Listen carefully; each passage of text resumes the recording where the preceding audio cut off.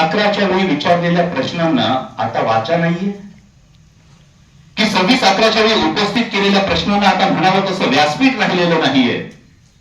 हा प्रश्न पुन्हा एकदा विचारावासा वाटतो आणि त्या पलीकडे जाऊन प्रश्न विचारावासा वाटतो. आम्ही नेमका कोणत्या समाजात राहतोय हा प्रश्न निर्माण झालाय.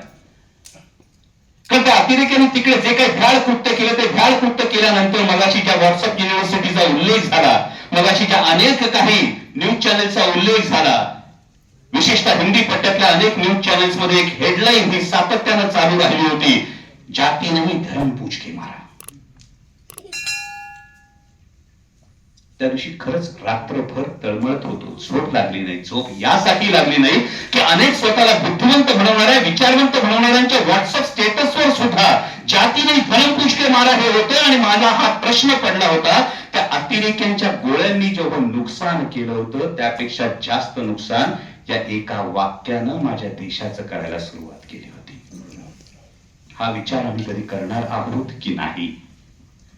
समाज म्हणून आम्ही नेमकं कुठं जातो आहोत? त्यानंतर आग्र्याची घटना घडली, तुम्ही ती पाहिली असेल.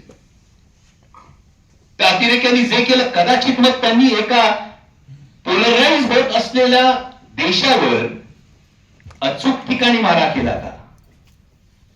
की या देशाचं जर वातावरणच एवढं पोलराइज झालेलं आहे, एवढा विखार जर भरलेला आहे, तर हा विखार भरलेला असताना एका गोळीने एक माणूस मरेल, पण एका वाक्यानं किती घरं पेटतील याचा विचार करून ही गोष्ट झाली का? आणि मग या षडयंत्राचा सामना आम्ही कसा करणार आहोत याचा विचार आम्ही करणारच नाही का कधी?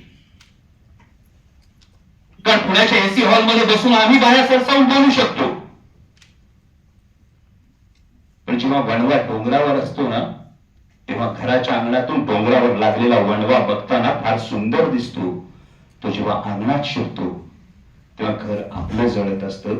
याचं भान आणि याची जाण हे आम्हाला असणं गरजेचं आहे, समाज म्हणून असणं गरजेचं आहे. आणि म्हणून तुम्हा सर्व पत्रकार बांधवांचं हात जोडून कळकळीची विनंती आहे की जो मगाशी राजू परुळेकर सरांनी ज्या देशाच्या ताणाबाण्याचा जो उल्लेख केला, यामध्ये कुठलंही लांबून चालन करण्याचं मी कोणालाही आग्रह करणार नाही, हट्ट करणार नाही.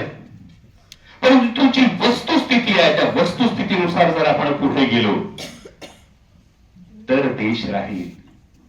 तुम्ही राईट विंगचे असाल, तुम्ही लेफ्ट विंगचे असाल, तुम्ही मध्यममार्गी असाल, तुम्ही साम्यवादी असाल, तुम्ही समाजवादी असाल, तुम्ही कुणीही असाल, लेकिन मेरा देश देश रहना चाहिए याची भावना, याची जपणूक ही आपल्याकडून ही नक्की होईल अशी एक अपेक्षा व्यक्त करतो.